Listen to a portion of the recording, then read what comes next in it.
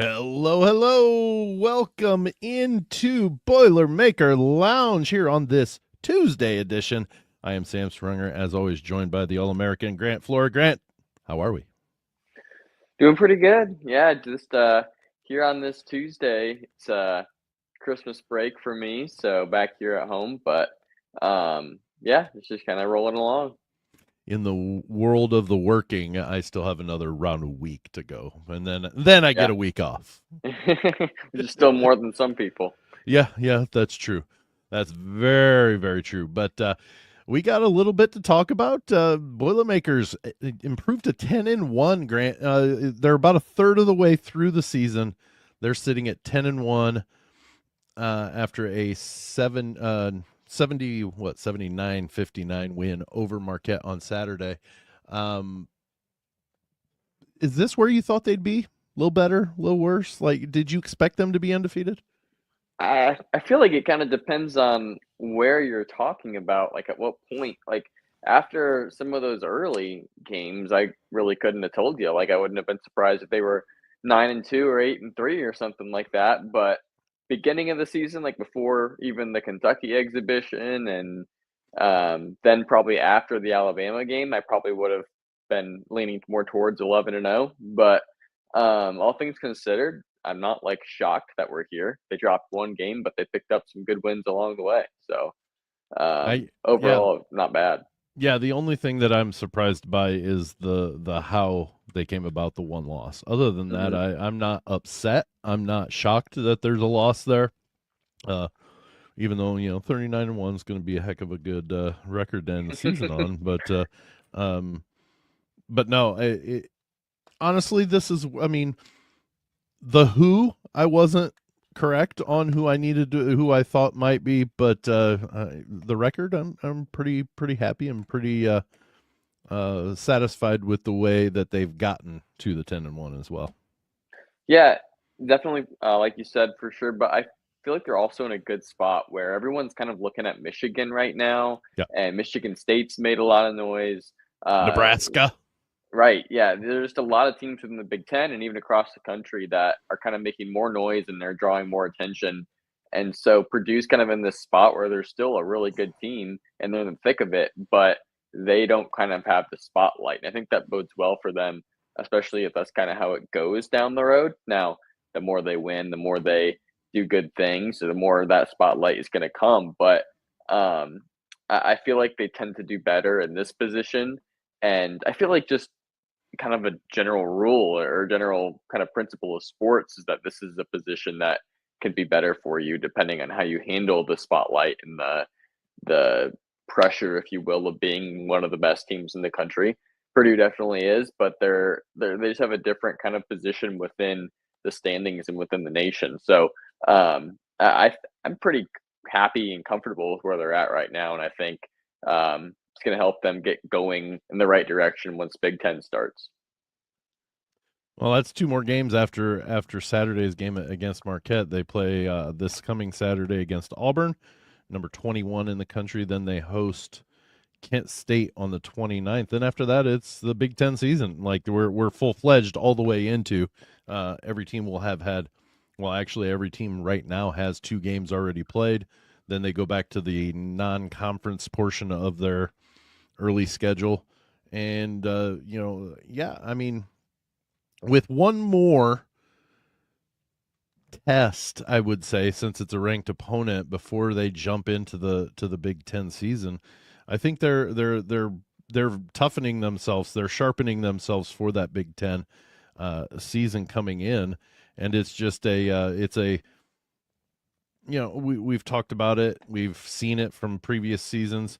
That pre-conference or that non-conference schedule right before will work wonders getting into the Big Ten. But the Big Ten also does then propose its own difficulties for every team that plays in it. But obviously, we're worried about Purdue. Yeah, so like you said, you don't want to overlook these next couple of weeks before Big Ten play starts again. Um, this is a point in the season last year where Purdue played Auburn. They played Auburn after they played Texas A&M, but both of those games they ended up losing. Mm-hmm. And Texas A&M was the Indy Classic game, and then Auburn, of course, the team they're playing next Saturday. So definitely like another big point in the season. I think when you look at it being in Gainbridge Fieldhouse, Purdue usually plays well there, and we're not previewing this quite yet, Right, uh, right. but still, like it's a game and it's a time where you feel like Purdue's just going to kind of cruise through to 2026, and I think you need to make sure like Auburn's a team that has a good chance to come in and give Purdue a run for their money. But then you head into Big Ten season, and assuming Purdue takes care of business, I think there's a good shot they end up 12-1, and you start out with a couple. They're going to come away January 3rd, and they go at Wisconsin. Mm-hmm. Wisconsin hasn't quite been, I think, what we thought they could be at the start of the year, but at the same time, they've got good personnel, and it's always hard to go into the Kohl Center. So, and because it's positioned to that first Big Ten game that you get back in the new year, and it's on the road, that's one too where teams can struggle, and so it's going to get real fast once we hit Big Ten Right. season, and it's just game after game. You can never overlook anybody, and there are going to be different challenges and threats from the very first game. Well, and I think one thing, and you can give your thoughts on it or whatever, but the fact that Purdue had to start its Big Ten schedule period in Piscataway, then they go do their thing, play a couple of games, and then a couple of Big Ten games, and then get some more non-conference in. Then when they come back to the full Big Ten schedule, oh hey, let's go to another place you guys have struggled. Let's go send you to the Kohl Center in Wisconsin. Even though Wisconsin, like you said, struggled, maybe not been as good as we thought they were going to be up to this point, anyways. But they've got the personnel, and goodness gracious, and it's not just Purdue, but from my perspective, it's always Purdue goes there and struggles every time. Like it's always a problem. Yeah, and like you said, they're not the only team. Indiana's the team that hasn't won there since like 2000 or something Right. like that. But yeah, the Kohl Center is just a tough place for any Big Ten team to go in and get a win. Piscataway too for Purdue, especially and yet I feel like we're talking about these places. There are just more and more places in the Big Ten that are becoming hard to win. Like Northwestern, Purdue struggled there. It might be two straight that they've lost there, I think. Yeah, and they're on their schedule again this year. They're gonna have to go to Northwestern, I would think, because they didn't go last year, did they?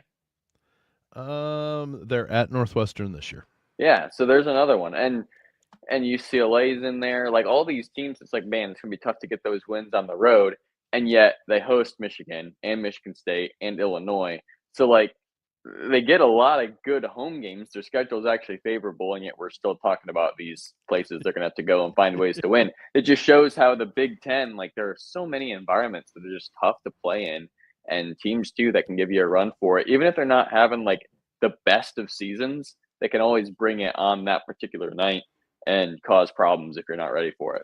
Well, and to finish my point, and you didn't cut me off. I stopped to give you time to respond, okay. So don't feel bad. To finish my point, though, they get the win in Piscataway. If they come back, that has to be, if they get a win, and I know I'm jumping the gun a little bit, but that's what this portion is about, is kind of seeing towards the future in those kind of games that could be momentum changers or whatever. But that could be a huge confidence boost if they could go to Kohl Center and take a game back into the conference schedule and just get a win at a place that they've struggled like they have in Piscataway in the past, but then get the win at Kohl. That bodes well. I have to think that bodes well with a team, like you said, that has to go to some places, and they have to go to Nebraska. Nebraska's pretty darn good. I don't know if you saw what they did to Wisconsin, but they beat them by 30, and it was not even actually that close. So it's they've got to go there, and they've struggled there in the past, and not with this good of a Nebraska team. Excuse me. They host Iowa, but they also have to go to Iowa, so that's a difficult place. Bloomington's always a difficult place. Like their schedule is packed with difficulties, even with the teams they only play once. But they do get, like you said, the reprieve. They get number 2 Michigan at home. They get Michigan State at home. They get the big dogs that were expected, at least in the preseason, at home, and that helps immensely. But I think that a win at Kohl Center kind of sets that tone for the Big Ten season to come back and be like, we're not messing around this year, guys. We're playing with house money right now. We're winning this, we're gonna have a say of who's winning this. Yeah, especially talk about Wisconsin game. After that game, they get 2 home games, Washington and Penn State. Both teams that, when you play them in Mackey, those should be wins, and should be. It's not like you're going to have to fight off a Michigan State or a Michigan to get those wins. So getting one at the Kohl Center really puts them in a nice position to start their Big Ten season 5-0, which is a pretty big deal because that's a quarter of the games you're going to play in Big Ten play, and you don't take a loss. So that would obviously be huge. I think they were fortunate just with the first 2 games that they got in the early part of the Big Ten schedule. Well, yeah, they had to go to Rutgers. Rutgers has had their probably worst season they've had in several years. So that ended up being a pretty comfortable win, and then Minnesota at home, obviously. So it gave them a chance to get that 2-0 boost without having to play a tough team or go on the road. They could have easily played Nebraska on the road as their first game, and that would have been a nightmare, just given how good they've been, despite not being expected to be that good. So I think that's been fortunate, despite the worries initially we had about Piscataway. And then these first 3 games at Wisconsin will be tough, but then the next 2 should be wins. So they're not getting thrown into the fire right away, I feel like, as much as they could have. But at the same time, just talk about the Big Ten. Like, I'm not sure if the Big Ten will have 12 teams in the tournament this year. We'll see. They could. Even if they don't, though, there are going to be several teams that could potentially be on the bubble, or are like the type of teams that on a given night will play like a 5 seed, but they just won't have the resume or the consistency throughout the season to do it. And yeah, it just goes to the depth of the conference and how every road game is going to be a battle. There are 13. Now this is all teams in the Big Ten. 13 are 8-3 or better. Yeah, that's 7-3 or better. Sorry, 7-3 or better. Yeah, and they're probably looking to be. I don't know if you can say they'll be just as deep and good as the SEC was last year. I mean, that was insane. You're right. But they're probably going to be, compared to like current Big 12 and current SEC, they'll be the closest thing to what the SEC was last year for this year's group. So, yeah, it's going to make life difficult for your teams like Purdue and Michigan that are trying to play 1 seed caliber resumes and just kind of chug through this Big Ten. But it's also going to really help boost those resumes with quad 1 win after quad 1 win. I mean, I bet 80% of games Purdue plays will be quad 1, if not more. Well, easily, I think, with that once they hit the conference schedule, because I mean, like even Wisconsin, who's struggled a little bit, they're 7-3. I mean, they're not bad. Right. And you beat a Wisconsin team, that's quad 1 win. I mean, they're quad 1. I mean, on the road for sure. On the road, yeah, especially. But let's talk a little bit about the game on Saturday. I was supposed to be there. The winter storm went through, and I decided I'm staying at home because I would have driven right into that bad boy. But I tell you what, it was loud. It was packed. I saw a lot of people posting that were there as media or whatever, saying, man, we were really kind of shocked that this place is as packed as it was. It was a sell. I like it. There wasn't an empty seat even in the middle of a snowstorm. And it just it says so much about how important that home aspect is to the Boilers, because a lot of some places might have been half capacity just because the snow was there. Now that doesn't mean the people went that are idiots. No, they prepared and they got there early enough that maybe they didn't get hit by it, but they ended up staying in West Lafayette or the area for a day. But maybe they'd already planned that too. I don't know. But 79-59. This wasn't that close. It was a 20-point win for Purdue, and this wasn't even that close. No, yeah, it was over 30 at one point, I think. Yeah. In the second half, and they were up like 16 at halftime. So really, if you take that 30-point score that it was before like the last 5 minutes when they made some personnel changes, they played basically two halves. They won by 15 or more points. Is kind of the way I see it, and it felt like that was what happened. Like they were consistent there, closed out the first half strong to get that lead, and then they played pretty much the similar caliber of basketball the second half to end up going up by 30, which I thought was great, especially compared to how the Minnesota game went, where it was kind of a dreadful first half and then a phenomenal second half. Like we saw a more consistent game, and we saw a lot of the things we were looking for when we previewed the game coming off the weekend before, and then Minnesota with the struggle. Like we were like, we got to see some different things here in this Marquette game, and I feel like we got that. Yeah, I mean, I saw some sloppiness in that first half, but for whatever reason that happened. They were a little sloppy at points. They weren't even sloppy like for extended periods of time, but it was just there were spots that was like, wow, seriously. I mean, it kind of was odd to see. But I tell you, one person that wasn't sloppy in any point is Oscar Cluff. We're going to call this the Oscar Cluff game because I do believe he was 9 of 9 from the field and 4 of 4 from the free throw line for 22 points. He had 11 rebounds. There was nothing that Marquette could do that could keep him from doing just absolutely what he wanted in the post. Yeah, he was great. I mean, it was, I feel like we knew coming in. I don't even remember if we talked about it a lot in our preview, but like Marquette's front court is not the biggest or the strongest, I guess. Right. Like Ben Gold Right. plays the 5 and he's more of a stretch guy. I think we all knew that TKR and Oscar Cluff were going to have a really good advantage down there, and Purdue could use that if they executed that correctly, and that's exactly what happened. So Cluff simply being taller and stronger and bigger than those guys was huge, but at the same time, like you still got to go out there and execute, and he did Right. that. He was perfect from the field, was he not?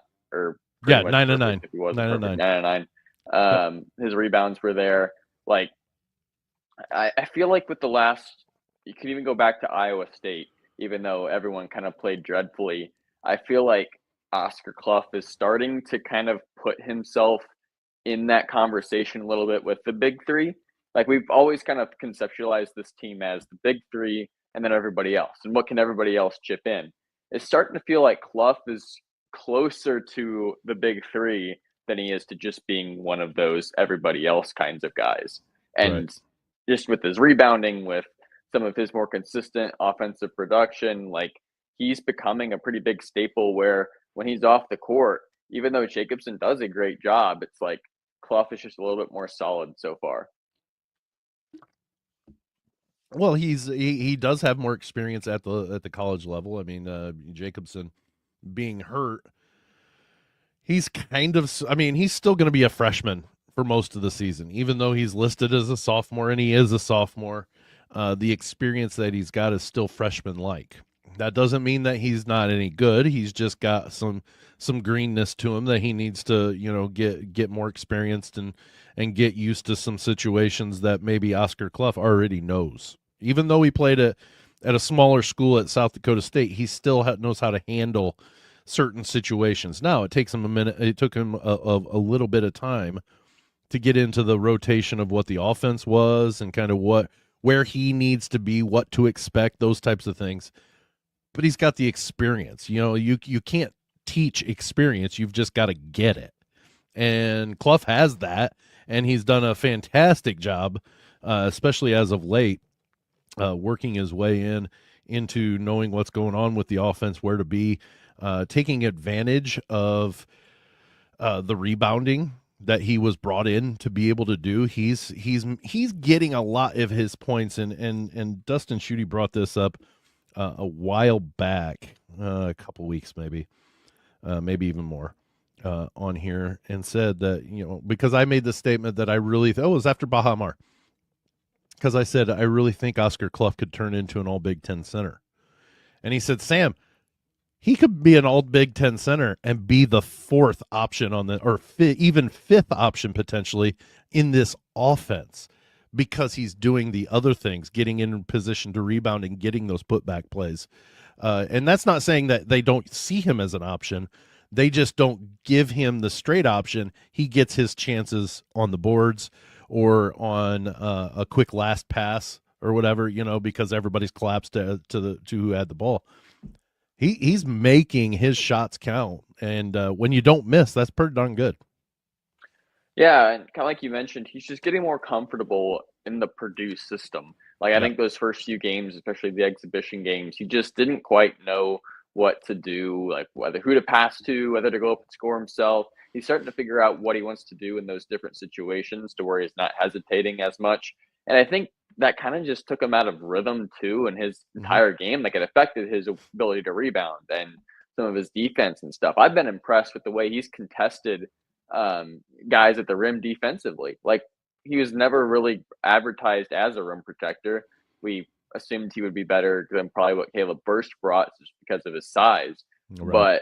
But we never expected him to be the rim protection presence. It was Jacobson. He had 2 blocks. But yeah, he had 2 blocks, and like he contested some. I think he got called for a foul on one that he contested pretty hard. But like at the time, I was like, that's a good foul.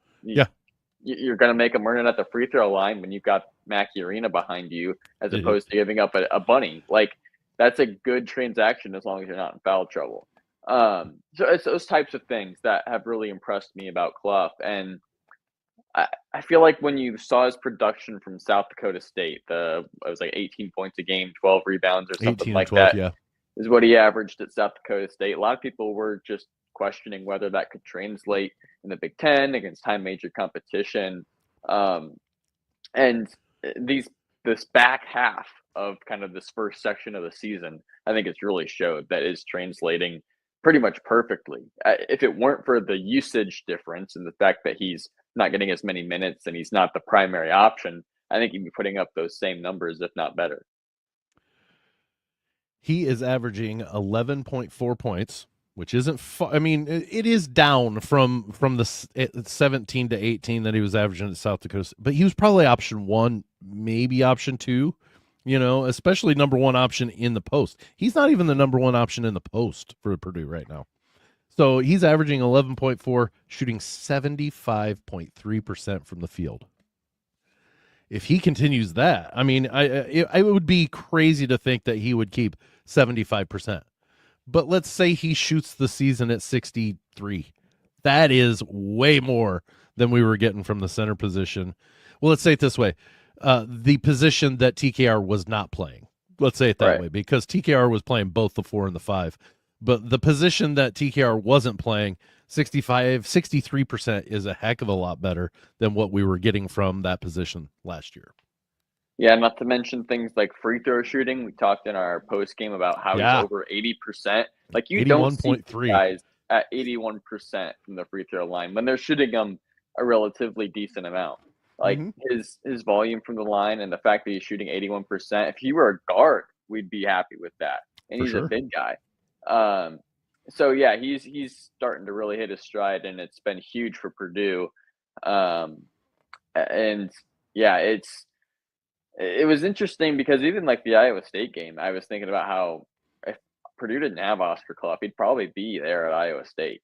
Yeah. And that would be scary the way that he's playing. But yeah, he just fits the system so well. He fits the culture, and if Purdue can continue to keep a run going and contend for a national championship, he's going to be a huge reason why and a huge piece of it.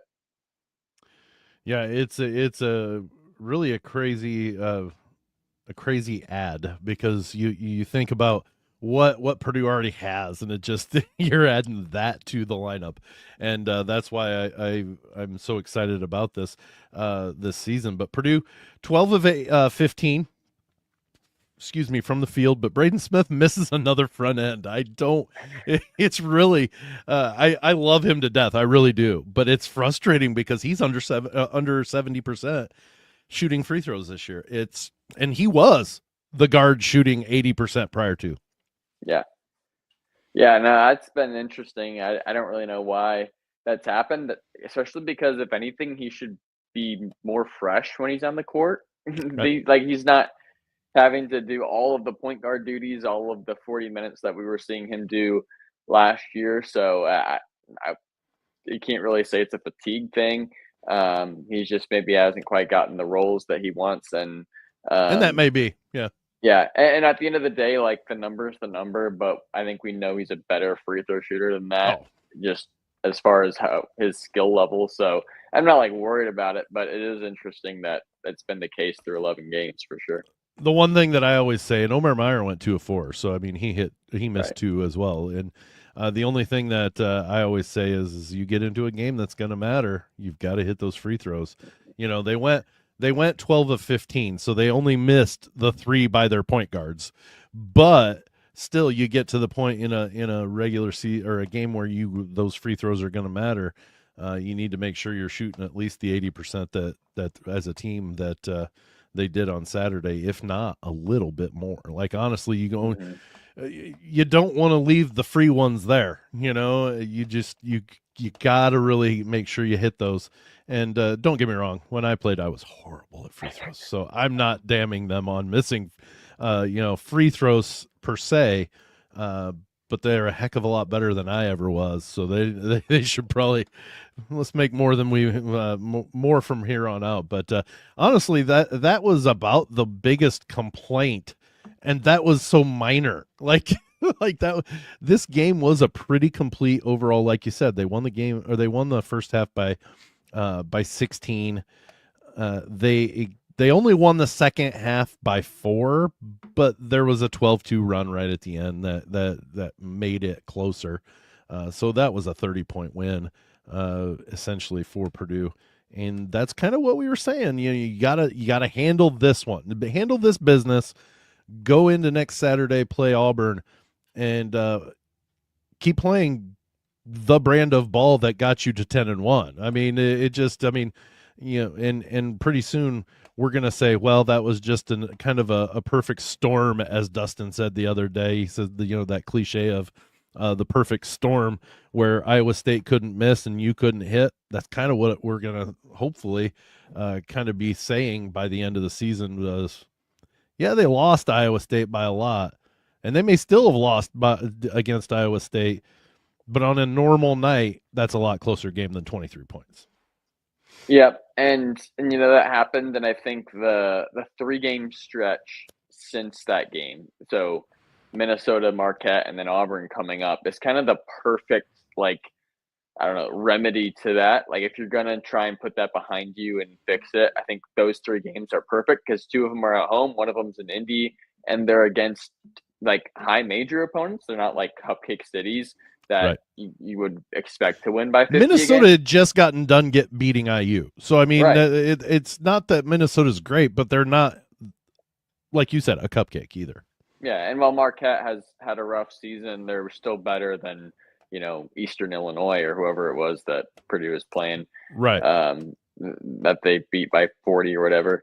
Like, Mm-hmm. so that's a better win still. And then you get Auburn, who's, a solid ranked team in Indy, and it's a game that Purdue should still be able to win just on paper, but like still getting that win and getting the 2 wins that they've gotten this past week, like they're gonna help build that confidence, help the team, but it's not Mm-hmm. like you're running into a buzzsaw of 2 top 5 opponents right after you play Iowa State, and then you got to Illinois, try and Michigan figure it State, out. Michigan, Right? Like it could. It's. IU. I feel like it's kind of the perfect ability for them to get confidence and to play good basketball, but not um, get put in a position where they're going to take a 2 or 3 game losing streak either. Right. Well, they had a couple of get well games. That's the Minnesota Marquette, Right. and then you get that that I don't want to say high mid like game where it's going to try them, but they should, like you said, they should still win that game. They should. Now, Could Auburn do stuff to really frustrate Purdue? Absolutely. They've got a good team, but that should be a test, a high mid test. That's what I wanted to say. Of hey, you've got these guys aren't going to roll over on you. They're ranked. They've won some good games. They've played some good games. You beat them. That kind of like rights the ship, I guess, so to speak. Yeah. So, basically, you got those 3 games. You get back, you get confident, you get Kent State then, which is just kind of a nice, I don't know, make sure you don't sleep too much over the Christmas season. And Although then the last I saw, they were 8 or 9-1 too, as that's well. true. Kent State, not a bad mid-major, but Right. still Still one you should definitely, win yeah, and comfortably, I would hope, comfortably. in Yeah. Mackey. So, and then that gets you into Big Ten season. I feel like it's kind of a good, just, I don't know, medicine to the Iowa State situation. But yeah, there are still things I want to see from this team. Still things that, like, if they're gonna beat Michigan and Michigan State, like, they've got to be able to do, and they got to be able to be solid and consistent in. But I feel so much better after this past week of games than where we were at a week ago recording the Tuesday pod. So Yeah. yeah, definitely a good week. Well, and I am totally just like I said, we the way we started the show, Oscar Cluff getting better each game makes it a little bit more. All of a sudden, opponents have more people to key on. Like they've got to, because if you leave Oscar Cluff open, the Boilers are going to find him now. Like, not that they wouldn't have before, but there's even more confidence building that you get him the ball, he's going to score most of the time. So, like, all of a sudden now, Michigan, even though they've got big athlete or tall, lanky athletes, they're going to have to contend against a guy that can bang around with them, and maybe they can't bang around on him as much as they would like to. And Oscar Cluff is the one that helps them get an advantage against Michigan. So there's now another weapon that all of a sudden they've got to worry about him. They've got to worry about Oscar Cluff. You absolutely cannot sleep on 45. Yeah, it's kind of like what they had with Edie and TKR 2 years ago. Yeah, There were yeah, moments while Edie got the focal point of all the offense. There were moments where they went to TKR because they had a matchup that they really liked, and other teams weren't willing to throw more at TKR because they had to deal with Edie because as and soon as Braden you and do, Fletch. it's going to Edie. Right. So I feel like it's kind of reverse, and now Clough's in that situation where he's only going to get so much kind of pressure and defense because you have to worry about TKR. And in certain games, Purdue's going to love that matchup and they're going to go there, kind of like they did with Marquette. Mm-hmm. So a really good option to have for sure. Yeah, it just seems to keep making us a little bit stronger on our scouting. Like you can't, you can only scout so much and go, okay, we can do this. Now, other time, the good teams, excuse me, the Michigans, Michigan States, the IU, because they always seem to, for whatever reason, match up very well against Purdue, and it ticks me off all the time. But the Illinois, those types of teams, they're gonna have. I've lost my train of thought because of IU stinking Hoosiers. They lost another game. They've lost like 3 or 4 now. I know. I'm so happy. But well, I guess what I think where I was going with that is just it makes it a lot more difficult for those teams to prep as much as what they would have had Cluff not been that guy. I think it even becomes, honestly, at this point especially, it's easier to scout and prep for a game with Jacobson in as the starter than it is with Cluff, just because of what Cluff has been able to do on the boards, in the paint. Not that Jacobson has been dog food, but he's just not been that dominant force that Cluff has been at times. Yeah, and Jacobson, I feel like one of the big things we thought he would bring and still has and can, but like his ability to shoot the basketball and to kind of spread the floor even as a 7-footer, which we haven't seen as much. Like he took the 1-3 against Marquette that he missed, but we haven't seen him take much. And and kind of utilize that.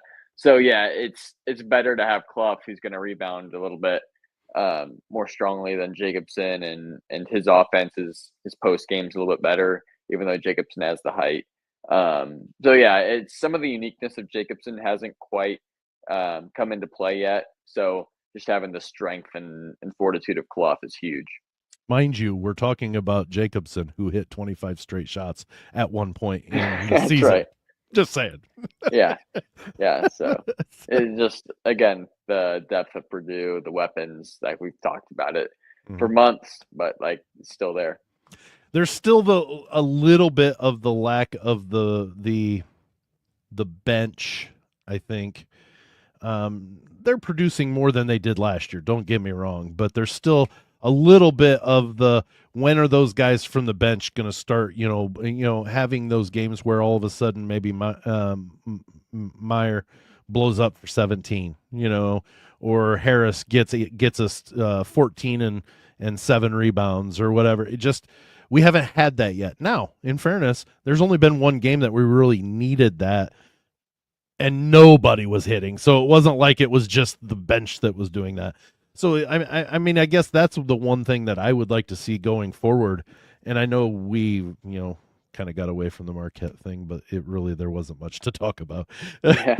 But I think if there's one thing that I really want to see going forward, and I think there will be opportunities, is that bench, some of those bench players getting their opportunity and having the shots fall to where maybe a couple of the starters are struggling, and then all of a sudden we've got it picked up because the bench blew up. We just haven't had a standout yet, from what I can remember, anyways, other than Jakari Harris in the exhibition against Indy.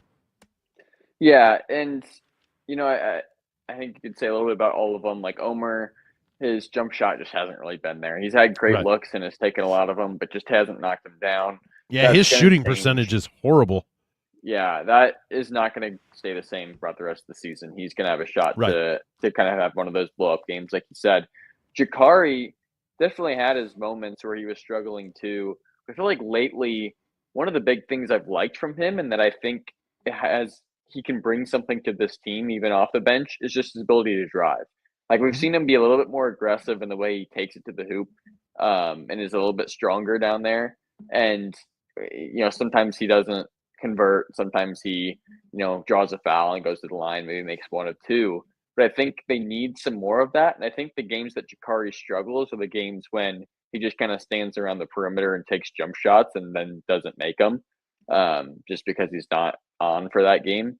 I think the games that he's more consistently impactful are when he's more aggressive and driving the basketball and then playing the defense. And he can kind of like start that way and then maybe get a one or two threes to fall. Like when he has that balance to his offensive game, I think you see a more consistent performance from him. So I'd like to see that going forward, especially because this Purdue team, while it's a great offense, doesn't have a lot of slashers and drivers that can go down there, score in traffic. Braden and Fletch do, but at the same time, they don't have the size and athleticism that Jakari does. So I feel like that's one area where you can see more bench production, and it brings an element to the offense that Purdue doesn't have as much of. Yeah, absolutely. It's Jack Benter. He's and it's the statement that Dustin keeps saying, that Coach Painter has said multiple times, is it's hard to be consistent with inconsistent minutes. Some games he plays 12 to 15 minutes, other games he plays 8 or 9, and it's really hard to get a flow going. But I tell you, every time he comes in, he does something that does not show up on the box score that gets Purdue an extra shot. It gets them a breakaway because of something that he did, a defense, defending a shot but not blocking it. But it's a horrible shot, and Purdue grabs it and goes down and pushes it, and they get a 3 out of it. That's started by Jack Benter. Like almost every game, I see something from him that he does that doesn't go in the box score, but has such a huge, powerful, positive influence on what Purdue's doing. Yeah, and this is kind of a loose comparison. They're definitely not the same player, but he reminds me of Mason Gillis just in kind of his role. Like he Yeah. can kind of scrap around, get some rebounds and stuff, and he's going to do some things that don't show up on the stat sheet. Gillis obviously became a dead-eye three-point shooter that Benter, I think, has the ability to become, I but think he could be a isn't pretty there darn yet. good shooter. Yeah. Yeah, he just hasn't had the consistency or I don't know, just hasn't been able to get him to fall as much, and the usage as well. Like, we don't see him take many threes in a given night, but I feel like he's a similar style of player where he's kind of that stretch four that comes in and does some of the little things, dirty work, comes off the bench as well. So, like, not the exact same player, but maybe a similar role as to what they're Lunchbox supposed to guy. bring to He the team. brings his Right. lunchbox to the game or to work, Yeah.